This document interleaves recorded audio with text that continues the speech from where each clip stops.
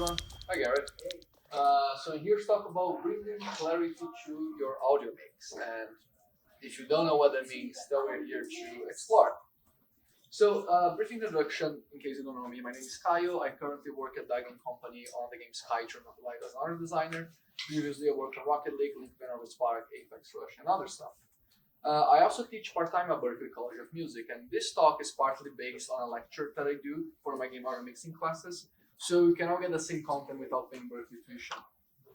Great. So here's talk about mixing. Like, what even is an audio mix? What does those words even mean? So let's pretend that you are playing a video game, and you're playing Minecraft, and you press a button, and you strike a tree, and the tree makes a sound of the tree being hit, right? And then there's also background music playing. And then you press another button and there's a footstep sound when you walk. And there's ambiances and a lot of sounds playing at the same time, right? So every time that you have two or more sounds playing together, either simultaneously or in sequence, you have an audio mix. Every time that you have a sound being perceived relative to another sound, you have an audio mix. So every game that has sound has an audio mix, whether you want it or not, as long as you have more than one sound in your game, which probably, if your game has sound, have more than one sound, hopefully. And you may also have heard about the term mixing as a verb, right? Like I'm mixing my music, I'm mixing my game. And in that case, in a very high level definition, the act of mixing would be the act of taking all these different disparate sounds are playing and making them balance with each other. There's a lot of stuff that go into that. We're going to talk about some of this stuff. But basically, the goal of mixing is to ideally take all the sound design, music, voiceover in your game and make it to be perceived by the listener as being this one thing. It's just sound that's playing.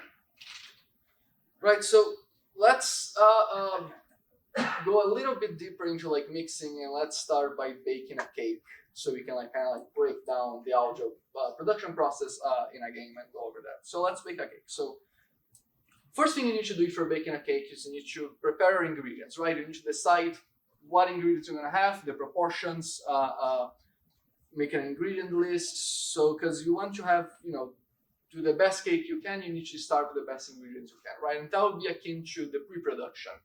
And when it comes to audio, the pre-production phase would be basically we're trying to establish the audio directions, trying to establish the aesthetics of the game, the technical systems we're going to need. But essentially, we're throwing things and trying to establish, okay, what does the game is going to sound like in general. Then you assemble take our ingredients and you put them together and you make the cake better, right? And that would be like the production process where we are actually designing sound effects, composing music, recording voiceover, and throwing it all into the game engine in order to assemble the game. And then you take the batter and you put it into an oven and you bake the cake. The final bake is what a mix is what the mixing process does. Is it taking all of those disparate ingredients and you make them edible. You make them in a way that is fit for a player consumption and abides to sanitary regulations. It's essentially the quote-unquote post-production, because most cases this is like an iterative process, right? If you're going to a vertical slice, you're gonna do a mix pass before the vertical slice or a mix pass before the beta. Ideally, the mix passes are iterative throughout production, but that's when we quote-unquote traditionally might think that that's when we mix the game, when we change the volume balances of our sounds, when we apply the spatialization settings to position them in the word, dynamic reverb, compression. We do a lot of these buzzwords that are not relevant to anything I want to talk about. And basically, a good game audio mix has two main roles in my view. One of them is to reinforce the storytelling and emotions of the gameplay, to make sure that the correct emotions are being highlighted. And the second one, and this is something that's quite unique to games rather than like mixing music or mixing a film, is we want to use sound to provide, to help clarify player feedback. So a lot of players, because sound helps extend kind of like the field of view beyond the screen, because if an enemy is not on screen, you don't hear the enemy, but you can hear the enemy that's behind you. Especially for like 3D or like more like action-y type games, like sound becomes an important thing that players rely on. And a good audio mix helps players focus on what's the important gameplay feedback they need to hear on a moment-to-moment basis. And both of those topics are giants in and of itself, and the goal of this talk is to explore the second, the latter part of a game mix. Kind of like how to provide clear gameplay feedback through sound. And I'm actually not here to talk about mixing in and of itself, because if your soundscape already does not sound clear by the time you get to do post-production mixing, that's too late in order to imbue clarity in your soundscape. So I want to talk about how conveying clear feedback to players and getting a clear audio mix actually does not happen in post-production, but rather happens in the pre-production stage when you're assembling your cake. So let's go back to the cake, and let's say that instead of flour, you choose to use asbestos. And instead of milk, you choose to use drainage water. Yep. When you assemble the batter and when you put the cake in the oven, no matter how good your oven is, no matter how good of a baker you are, no matter how accurate your timer and temperature is, there's nothing you can do that will result in an edible cake. And the same thing is true when we're talking about audio and mixing. If the ingredients you assemble during pre-production are not good and not well thought, there's no amount of mixing techniques or any sort of mixing we can do to them in order to make the result edible. So I want to explore the idea that the audio mix of your game starts with an intentional audio arrangement that should be established during pre-production.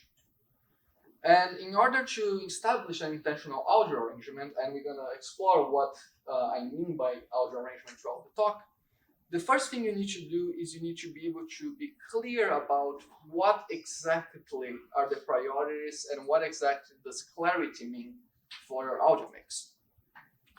So let's talk about establishing a mix priority and kind of like one way that we can go into that. Because there's no objective standard for what a clear mix sounds like for a game. There's no objective standard for what like a good audio even is for a mix. Like everything is going to be dependent by the type of experience you're creating. So if you want to achieve a clear audio mix that's going to give players, that's going to help communicate to players the type of feedback you want to communicate, you need to define what does clarity mean for this particular game I'm making. What are the important things, or what's the important feedback that audio should highlight? One high-level way that I like to start this process is by kind of like going through all the sounds or sound categories that I think are going to need for a game and splitting them between high priority, medium priority, and low priority. So high priority sounds would be sounds that communicate essential gameplay feedback, right? What are the main kind of like systems that we need to hear? Stuff the player really needs to hear no matter what's happening on the screen. Stuff that really, no matter how busy the game is, the player needs to hear those sounds very clearly. So let's say we're making an action RPG, for example. And for this particular action RPG, we can decide that our high priority sounds are going to be our enemy attacks, because we want to, whenever an enemy starts an attack, we want the player to be really clear about, okay, it's that type of enemy doing that type of attack, and it's coming from my left side or my right side. Maybe player taking damage could be like another high priority sound. We want to always make sure the player hears when they take damage. When the player lands an attack, that could be like another high priority sound. Enemy death, dialogue, because we need to convey dialogue at all times. On the other end of the spectrum, low priority sounds would mean sounds that add depth and detail to the game, but does not necessarily convey moment-to-moment feedback. In this case of our action RPG, for example, ambiences would be probably low priority in terms that they help immerse the player in the environment they are in, but once they are in the environment, the ambience is not really conveying anything like moment-to-moment feedback, right? Footsteps could be like another low priority sound where it helps with immersion, but if you're in the middle of a combat, hearing the player footsteps is not really, super like necessary, because we can only hear so many sounds at once, And a big part of it is like prioritize, okay, what are the things that the player really needs to hear? And then medium priority is sort of a gray area. It's kind of like usually sounds that convey gameplay information, but not necessarily the single most important thing a player needs to hear. So in your case, it could be, for example, item pickups, or UI navigation, or the music, because the music can help convey a lot about like global state changes, like getting aggroed by an enemy, or convey if there are enemies nearby or if it's a safe area. So the music can be a very powerful tool to help convey the more moment-to-moment gameplay, but it doesn't get as granular as conveying, okay, that's an enemy to my right side about to attack me. Right, so once you have those priorities defined, and again, this may seem very like linearly, but the idea is to like doing pre-production, spend time throwing sounds at the game, and then thinking, okay, do I need to hear that sound at this moment? Is this sound important in this moment? And that will help you get more clarity about what priority that sound should be. Like playing your game with no sounds, or if like a lot of sounds, and think, okay, I really wish I could hear this, or play testing can help with that a lot, because your players might have different expectations of how things should go. But the idea is once you have those priorities defined, that should be the thing you keep in mind when you start to design any sort of audio asset for your game.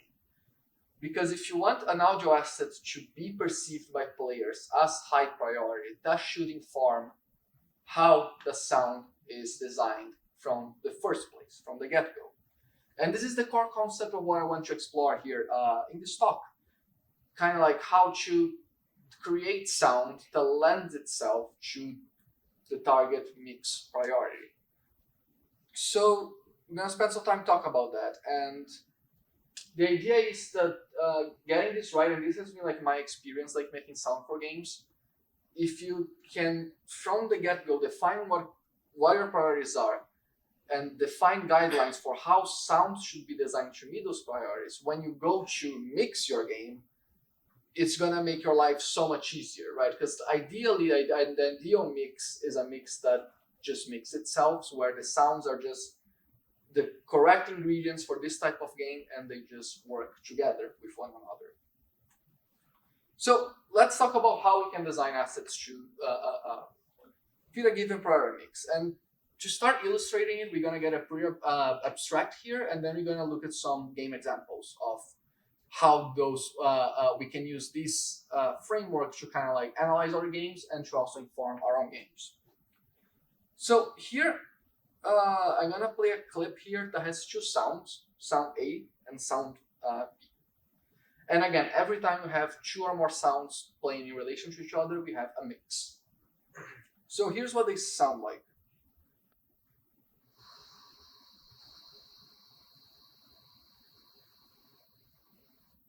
So the top track here is sound A, the bottom track is sound B. And right now they sound exactly the same. They are exactly the same sound. It's just white noise that we're playing. So let's explore different ways in how we can modify sound B in order for the priority of sound B to be perceived higher than sound A. Because if we have sounds that are very similar to each other, we're going to play it in a game. Pretty much if both are high priority, if one of them is high priority, we're going to perceive the other as high priority. So let's explore how we can modify sound B to make sound B a higher priority. And the most basic way we can control the priority of the mix priority of a sound is through volume. If we make sound B louder relative to sound A, then we will perceive sound B as being a higher mix priority. And there's two ways we can go about this. We can either make sound B louder than sound A, or we can make sound A quieter than sound B. And both are going to have the same effect, because when we're talking about audio, like all that matters is the relative, is how one sound relates to the other. There's no such thing as objectivity in audio in a lot of sense. So making one quieter, making one more louder is going to have the same effect. One good rule of thumb that I have is I always like to think subtractively whenever I'm making changes in audio, because that just gives you more room and more headroom and more room to add things on top of it. So let's make sound A quieter in sound B.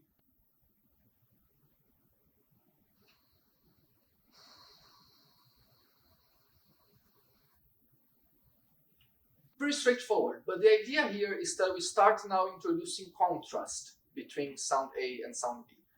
We start playing sound A, and now because sound B is louder than sound A, when sound B starts playing, there's a big jump in the contrast of our mix there. And a lot of the ways we can define the priority of a sound is through controlling the level of contrast we're gonna have between two sounds. So the first way we can do that is through volume, right? Pretty straightforward. So let's explore the other side of sound, right? So sound can be described as volume and frequency in kind of two axes. The human ear is capable of hearing frequencies from 20 hertz to 20,000 hertz. So the lower the number, the lower the frequency gets. The higher the number of the frequency, the more high pitch we get. So both of those sounds are what we call white noise, which essentially is comprised of all frequencies from 20 to 20,000 hertz with the same volume. It's kind of like a blank canvas we can paint with. So here I'm using an equalizer to shape the frequency content of those sounds. So this is what they now sound like. So this is sound A. Kind of using an equalizer to cut the extremes. And on sound B, using an equalizer to highlight the extremes of the high end and the low end. So when we play them against each other, we have something that sounds like this.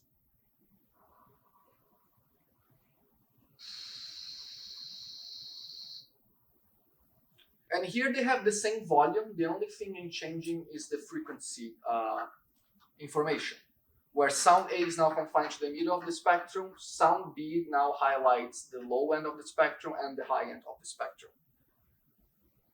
So let's also invert that, because right now we're playing sound A continuously and then intermittently bringing sound B, and we can hear the big contrast when sound B comes through. But if we start playing sound B here and then bringing sound A,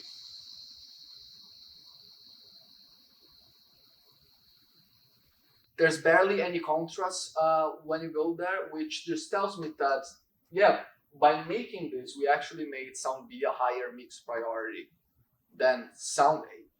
Because again, we're introducing a bigger amount of contrast between them. So we have volume, we have frequency as way to introduce contrast and control our mix priority. The next axis and the next way we can shape this is through changing the texture of the sound. And change by that, I mean it's going to be a combination of volume and frequency and how those get shaped over time. So, because right now both sounds have the same texture in the same way that they start, and they just continue doing what they're doing. There's not much change between that over their lifetime. So another way we can make sound B stand out more against sound A is through making it a transient. A transient is pretty much any sound where you have a big, very rapid burst in volume and then a decay, like if I clap my hands. It goes from silence to a big spike in volume and then there's a very short decay. Or an explosion, for example, that would have a longer decay. So I made sound B a transient pretty much by just editing it, making it so it starts very loud and then gets quieter quickly.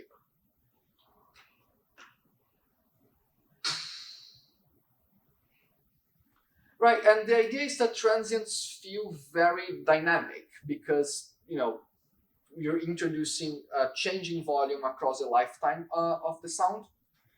And that creates even more contrast between sound A, that's a static sound that plays and just does what it does for however long I have it playing, and sound B that gets that spike and that decay, and that movement in volume, that changing volume helps sound B stick out more for years.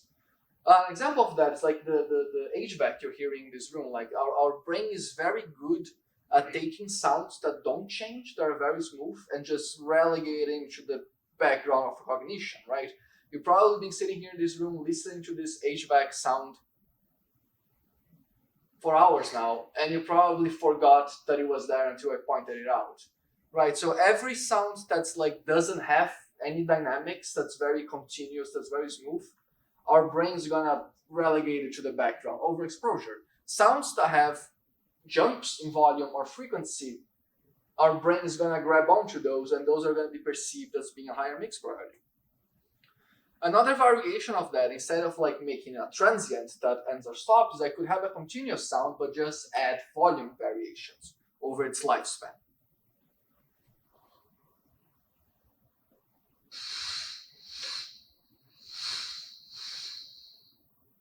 So kind of changing the texture again, another way to add dynamics to a sound, to add more contrast within the lifespan of a sound that helps it stand out against another sound.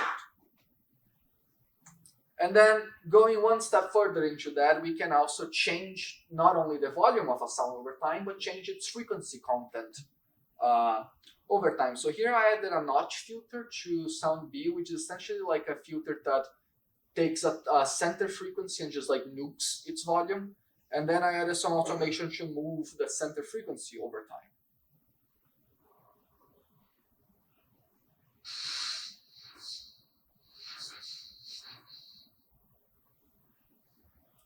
So basically every layer of contrast and every layer of dynamicism that I add to another sound helps it be perceived as a higher and higher priority and stand out more and more against another sound.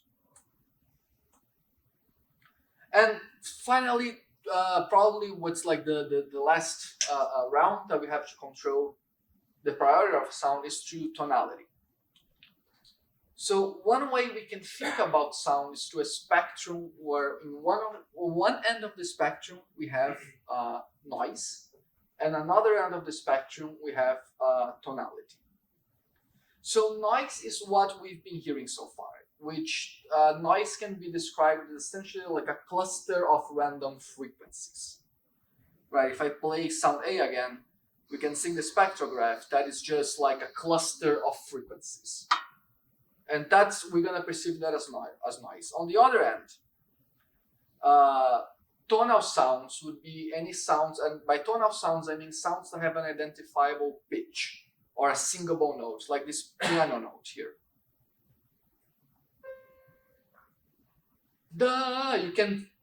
There's a pitch there that we can sing. And we can see in the spectrogram that this piano note is not made out of clusters of frequencies. It's made out of very few frequencies. And whenever you have a sound that has a singable pitch, its frequencies are going to be organized in what we call the harmonic series, meaning that you're going to have a fundamental frequency, and every other frequency that makes that sound is going to be a whole number multiplier of the fundamental. Basically what it means is that in this case of this piano, we have a fundamental here, let's say that this is like 500 hertz, right? The first harmonic in the series is going to be 500 hertz times 2, so 1000 hertz. The third harmonic is going to be 500 hertz times 3, so 15,000 hertz. So basically all frequencies that make up this sound are going to be 500, 1000, 1500, 2000, blah, blah. And this frequency arrangement is what gives a sound of pitch that we can sing, pretty much. And so let's take our sound B that was pretty much noise, and we're gonna add some filters here to give it a harmonic series to make it tonal.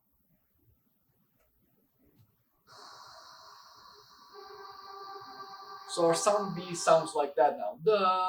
There's a clear singable pitch now there. And we've now taken the sound B with a harmonic series and play it against sound A. We notice that just by the virtue of tonality, sound B will stand out against the noise of sound A.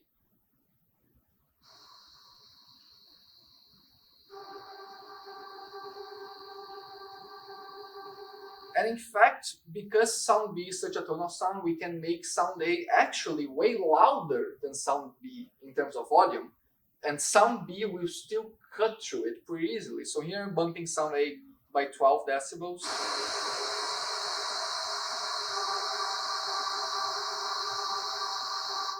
And because of the tonal content of sound B, it's able to cut through the noise of sound A.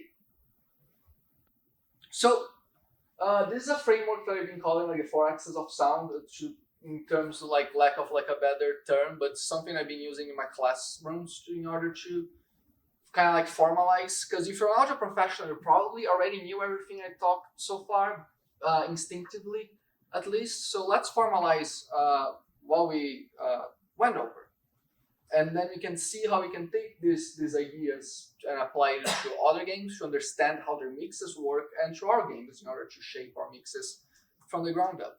But essentially, if you have two sounds playing at the same time, at the extremes, the two sounds can either blend together, or one of the sounds can stand out against the other sound. So, and then we have four axes that we can use to control how much the sounds blend versus stand out. If you have a quiet sound, right, playing against another quiet sounds, those sounds are gonna blend. However, if you make the other sound louder, the sound's gonna stand out. The next axis we have is the frequency range, like we saw. And it's not as clear cut as the other axis. There's a lot of caveats to that, but a general rule of thumb is that sounds that live in the mid-range between 300 Hertz to about 2000 Hertz are gonna tend to blend in with each other. And the more extreme we go in the low end and in the high end, especially in the range between 2000 Hertz to 4000 Hertz, because that's where our ear is more naturally sensitive to frequency, we're gonna have the sound is gonna start standing out against the background. And a lot of this is also like a matter of contrast, right? Because if you have like a lot of stuff happening in the high end, and then you play a mid-range sound, then the mid-range sound's probably gonna stand out against it. But in general, most sounds in real life and in nature live in the mid-range. Like this HVAC fan we're hearing lives around 300 to 2000 Hertz. Sounds of like clothes lives like around that area. So our brain's kind of very used to the frequency range, and that's why like easy to relegate there.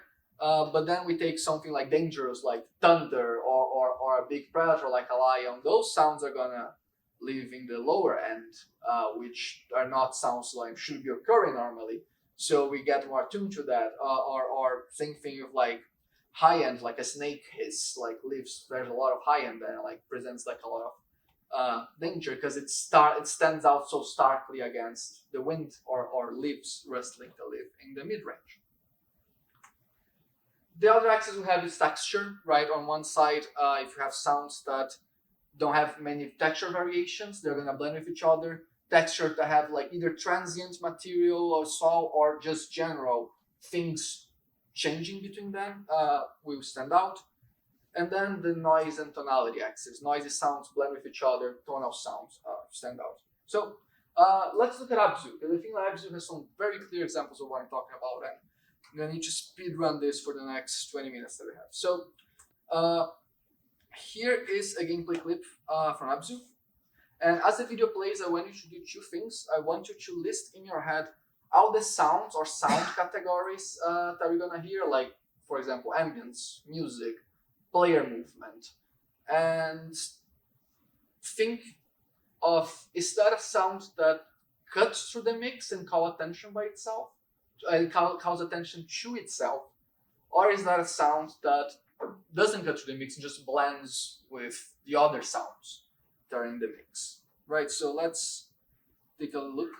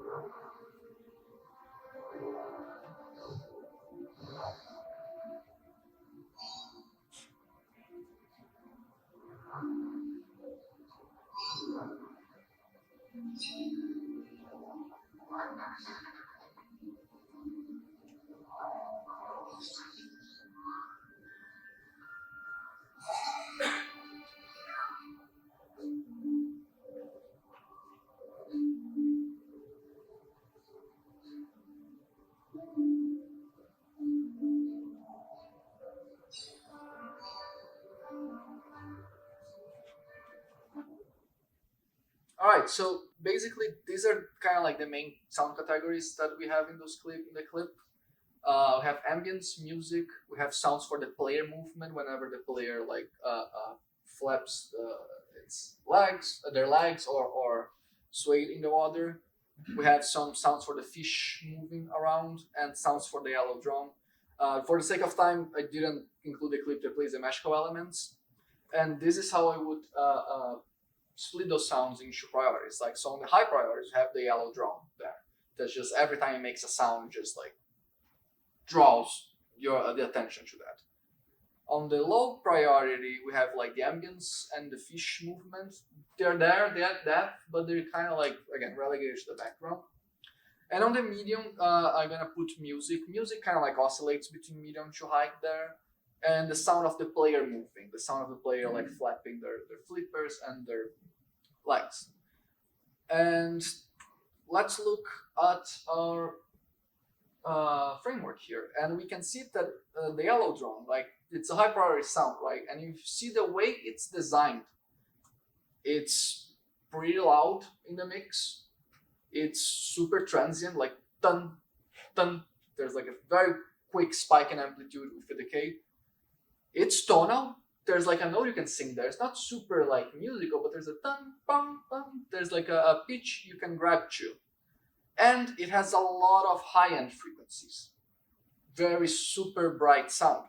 So everything about the way that asset is designed and conceptualized in the first place is made to stand out in a mix against other sounds. If you take like the ambiences, for example, the ambiences are quiet. They are very smooth, like just like the sound of flowing water. It doesn't really change a lot over time. It's kind of like a very consistent in its lane. It's pretty noisy. Water is overall pretty noisy in general. And it's again focused on the mid-range, a little bit on the lower part of the mid-range, but then again, everything about the ambient sound, it's made to blend. And then we can take the player movement sounds, for example, right? And that's where like the medium priority thing becomes like a bit more clear. So just to refresh it, by the player movement sounds, I mean like the sounds of these sounds are very like loud here. Whenever the player like flaps it, it kind of like stands out against the ambience, right? So like it's clearly like at a different priority there, right? Because it stands out about it, but it doesn't stand out. Whoops. But it doesn't stand out as much as the yellow drum, right? And we can see that they're kind of in the middle of loudness, and they're not super transient, but they're also not very smooth. There's some dynamic in them. They go like. There's like a quick swell there and a decay, so they have some dynamics to them, somewhere here in the middle. They're pretty noisy, right? So they kind of go on here, and they kind of like on the mid-range with a little bit of high-end, so they're kind of like in the middle here. So again, like, a medium priority sound probably is going to live somewhere in the middle on most of these axes. While sounds are like clearly high priority, you probably want to leave on the right side of this axis. Not necessarily all axes, but at least like 2 or 3 out of 4. And sounds that are low priority, you probably want to design them to leave on the left, to lean on the left side of this axis. I lost my timer here. How much time? 135. 135. Okay. Let's take a real quick look at Rocket League and kind of like see a more complex example with more things going on at the same time. So same exercise. Try to list all the sounds you're hearing and try to, in your head, identify the sound that sticks out or a sound that blends in.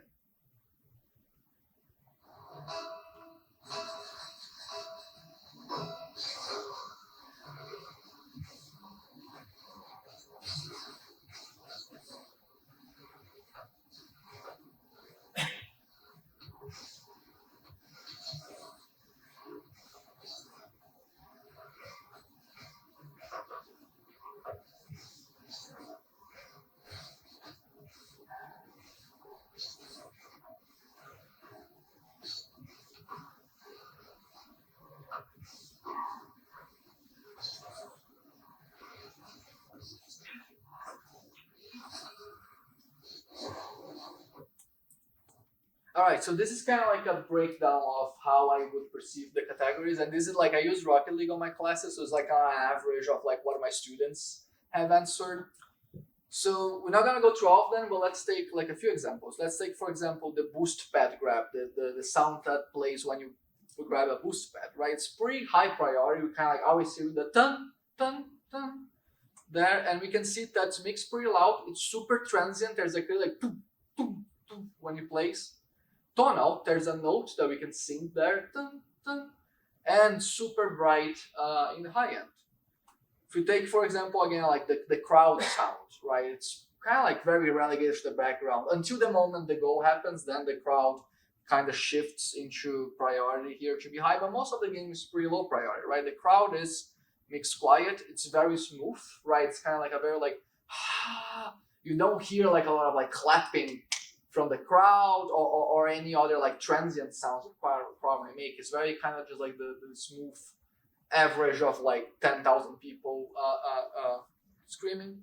It's pretty noisy, and then it's very focused on the mid range. There's not a lot of high end information nor low end information. Another sound that I think is like super high priority in the game is like the boost transient. Whenever like you start using a boost, the initial like impact of the boost, and it's kind of like, you know, it stands out. It's pretty loud. It's super transient, but it's also a very noisy sound. It doesn't have anything tonal there, but then it uses like a lot of like low end and high end. So this is also, you know, shouldn't be the be all end all when coming up with your sounds, because it's still, there's like, you know, we wanted some sounds are kind of like grounded by the reality of it and the realism. If you want like a combustion sound, doesn't quite make sense to make it like super musical or tonal. So then they're kind of like doubling up on the other axis to make up for the fact that, yeah, we can't just make a boop boop when you boost, because that would be one super annoying and just like incredibly not immersive. So it has to be noisy for the boost sound, but then we can make it probably the most transient sound we're gonna hear in the game, and make it really loud and give you like a lot of like boost on the low end there. And then, you know, for example, one thing that's always a point of contention in my classes is the engine. Is the engine high priority or medium priority? And my argument said it's medium priority, right? Because if there's nothing going on in the game, like right after countdown, then you might feel like the engine is super high priority, right? Because that's like the loudest thing you're hearing. But as soon as there's action starting, you start hearing like cars hitting each other, the ball hitting, suddenly you're not paying attention to the engine anymore. So that's for me like it's a good indicator of like a medium priority sound. It's something that if the game is calm, it becomes like the foreground. But as soon as things starts happening, you suddenly stop paying attention to that. And if you take the engine, it's kind of like mix again, like in the middle here. It's not super loud, maybe like 60% loud, but it's a very, you know, it's a very smooth sound in terms of like it's like pretty static, but it still has a lot of dynamicism with pitch. Like the pitch goes up and down, which helps it kind of put like in the middle here. And then it's kind of, you know, there's some tonality to it, like because it has a pitch, right? But it's still like super noisy. There's still a lot of like to it, so it's kind of stands in the middle, and then like has some high end. So again, like kind of like if you take the engine sound and put it on this axis, we'll kind of see it stands in the middle. So that's also like another confirmation that it's probably a medium priority sound. Okay, so I want to take a look at a project I was working on last year that got cancelled. Yeah, hooray. But when I was applying this concept to an actual project, and if you know Noah Beasley, she wrote the music for this, and I was working on the sound design. I'm ready.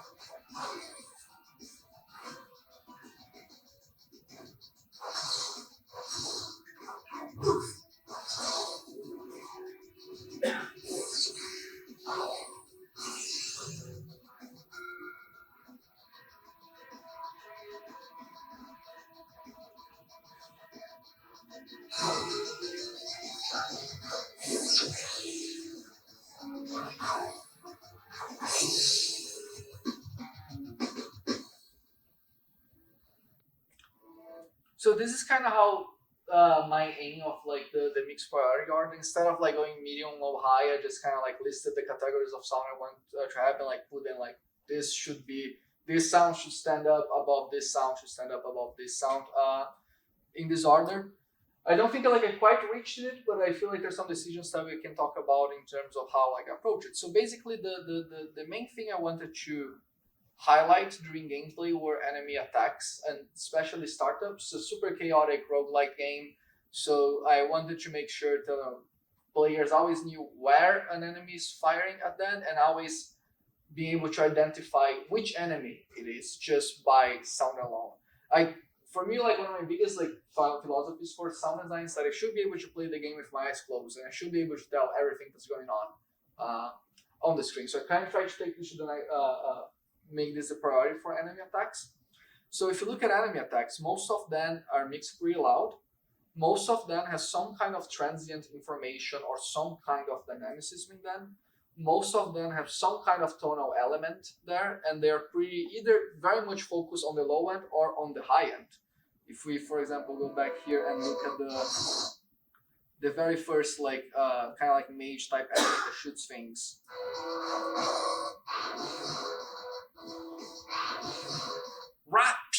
There's like a tonality there, there's like a ramp up in volume and a ramp up kind of like in frequency information there. Super high-end stuff. If you look even like the more subtle sounds of enemies like this, the loop that plays when the spikes are active, it's mixed very quiet, right? But it's still super transient. There's a lot of like spikes going on, super high end, so that even though it's a quiet sound, it helps like it stick to the mix more. Or the sound for the big like cows here, these guys here. The clear identifiable pitch there from an animal. It's a watusi, that's like a cow with like huge horns that I put there. But also like a lot of transient information when the attack starts, a lot of like low end and high end as the attack develops. And I didn't want to emphasize, and because like we have to pick our battles, right? So I want to emphasize the enemy attacks a lot, which means that I needed to downplay the player attacks. So most of the player attacks are gonna be kind of like in the middle. They're not gonna be super transient. I feel like the special attack of the player, the destructor disc, is a little bit transient. But the player attacks are very much in the noisy range, and they're very much kind of like relegated to the mid range, so they don't overpower the more important enemy attacks there. And then kind of like going, and the idea is again like making this mixed priority, which is an iterative process. You're gonna throw things in and gonna realize, okay, I need to hear more of this. And using this mixed priority, however you want to organize in order to inform how you're gonna design your sounds. Because it's also like a lot of this is about economy of scale, right? You can, something only can sound big if it's compared to something that sounds small, but you can also only make a sound so big before you start like sacrificing other qualities. So another important part of this, at least from my workflow, is like I always kind of like start with higher priority sounds, the biggest stuff there, and make them as big as they should be. So then everything else can be scaled back relative to the big stuff that's happening there.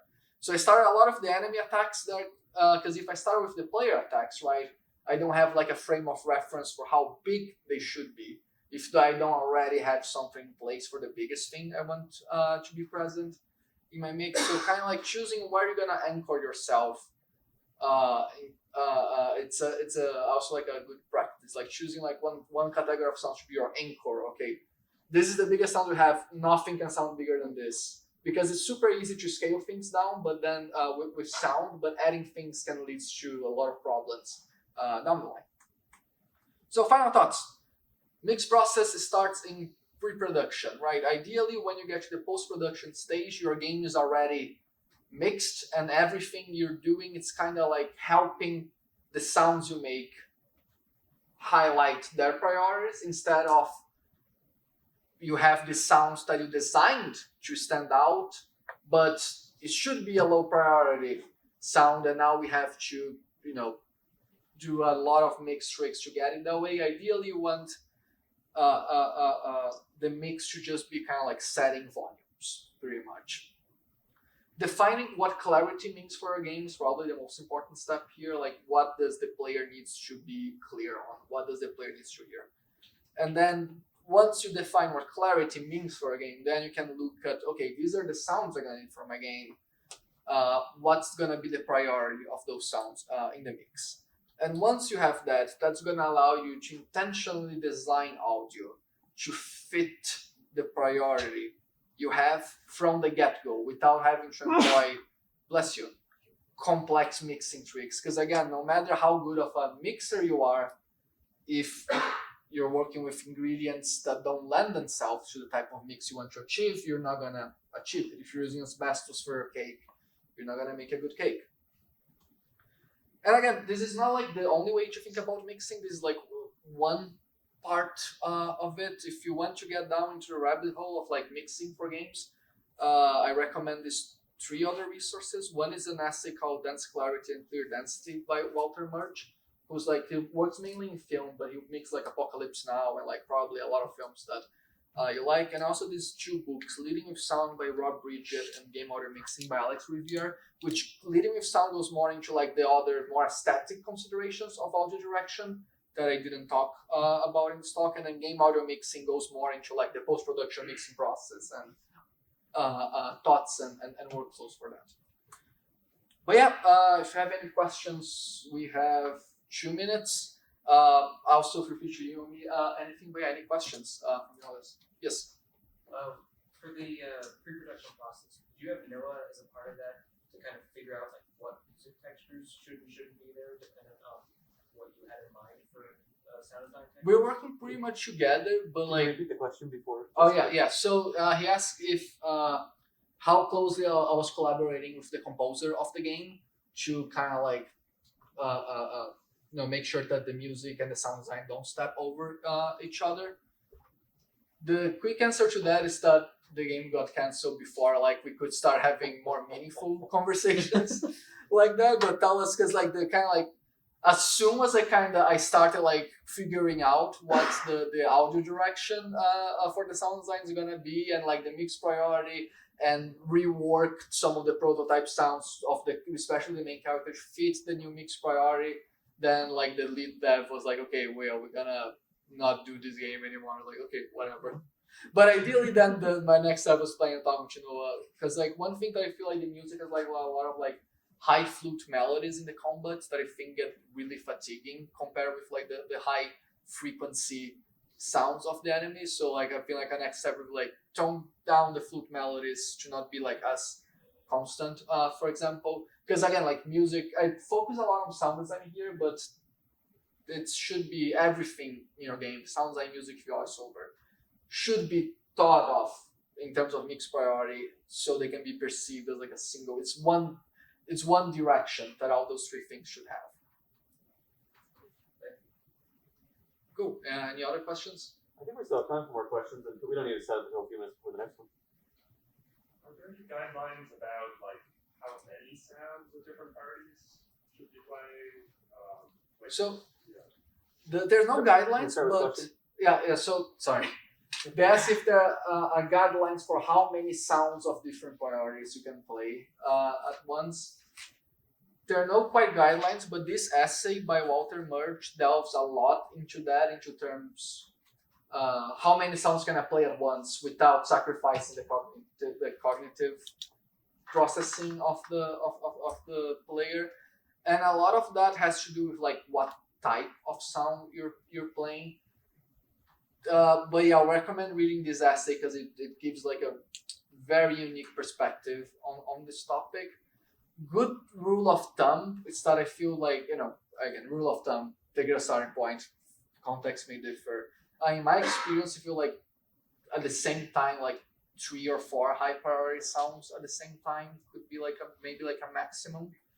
And then the more sounds you add, the more you want to make your lower priority sounds less important in the mix with some sort of dynamic behavior. Like if you play a high priority sound, we make the ambience quieter, for example, either through like sidechain compression or some sort of high dynamic range system. because that's also going to allow. It also depends on the type of game. Like it's a very action-packed game like Rocket League, or it's a more exploratory game like Abzu, where we can have a lot more sounds going on at the same time because the moment-to-moment gameplay does not need the player to take super quick reactions. So the more you need your players to take super quick reactions, then the stronger your prioritization of sounds should be, and the less sounds you can afford to play at the same time at a high priority. Cool. Other questions? Not so much a question, but this is like my favorite audio talk I've seen. So Thank you. thanks for doing it. Yeah. Appreciate it. It's really Yeah, I useful. try to make it a way that it can be useful for like non-audio people to like understand how to talk about audio people about sound direction. But yeah, thank you. Right. The case, thanks everyone for coming. Enjoy the rest of the conference.